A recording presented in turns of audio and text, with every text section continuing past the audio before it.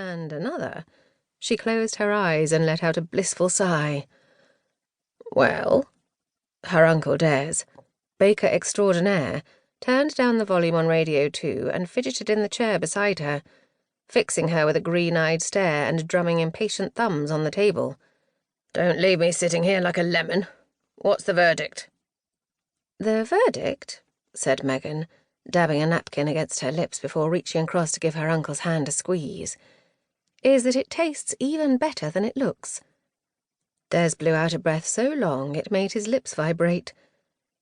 Picking a raspberry from the top of the chocolate encasing a rich vanilla sponge, he popped it into his mouth. "Do you think Jack'll like it?" "He'll love it." Megan opened her wedding day countdown folder at one of its many lists and crossed off cake tasting with an air of satisfaction. "Thank you for all the work you've done to make it so special." "Oh, it was nothing." Des waved away the compliment, looking very pleased with himself nonetheless, as a smile further creased his already craggy features. "Mind you, it took weeks of fine-tuning.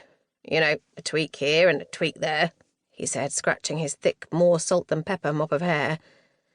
"And it's okay now it's January and the weather's cool, but if we have a heat wave in 5 months' time, the chocolate will slide off and end up in a pool around the cake stand."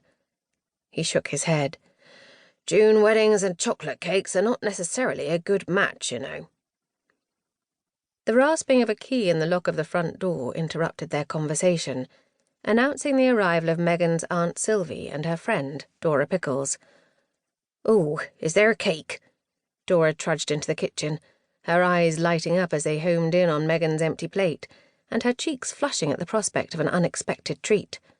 "Not for you, there isn't," said Des with a grin, getting up from the table and planting a kiss on his wife Sylvie's cheek. "I only made a small one for Megan and Jack to taste." "Humph!" Dora sniffed and lowered herself into a chair with a groan, smoothing her newly washed, tinted pastel pink and set under the dryer curls with a gentle hand. "I thought you might have made enough for all of us." "Oh, come on, Dora. You know I'd normally share with you," said Megan, "but I'd quite like me and Jack to taste the cake before anyone else." "Quite right, too," said Sylvie, easing off her shoes and letting out a sigh of contentment as she wiggled her toes. "Don't be such a grump, Dora. You can have a slice of Des's marble cake instead. It's chocolate and banana. We'll have some with a cup of tea." Dora's expression brightened, and she sat up a little straighter in her chair. "That'd be smashing, and I could do with a cuppa. I'm wilting after being under that dryer for so long. Sweating buckets, I was," she said, giving Megan an emphatic nod. "Good thing I don't wear mascara, or I'd look like a panda. I'm sure I must have lost 10 pounds. She gestured to the open folder on the table, bursting with to-do lists in various stages of completion. "And so will you, if those are all the things you have to do before the big day. I know you're used to rushing around, being an event organiser and all, but don't overwork yourself, will you? We don't want you wasting away." Megan chuckled. "There's no chance of that, Dora. And, actually, there's not as much to do as you'd think. Most of the things can't be crossed off until nearer the time, but they're all organised. And I always drop a little weight in the run-up to an event. Must be the nervous energy. But I put it all back on once everything's done." "Much less to organise this time around, though, isn't there?" said Sylvie, running a hand through her silver-threaded hair. "Do you remember your first wedding? Good grief, your mother and I thought the guests would never fit in the church." "Well, I remember, even if Megan doesn't," said Des, grumbling as he took his marble cake from its tin to cut 2 slices.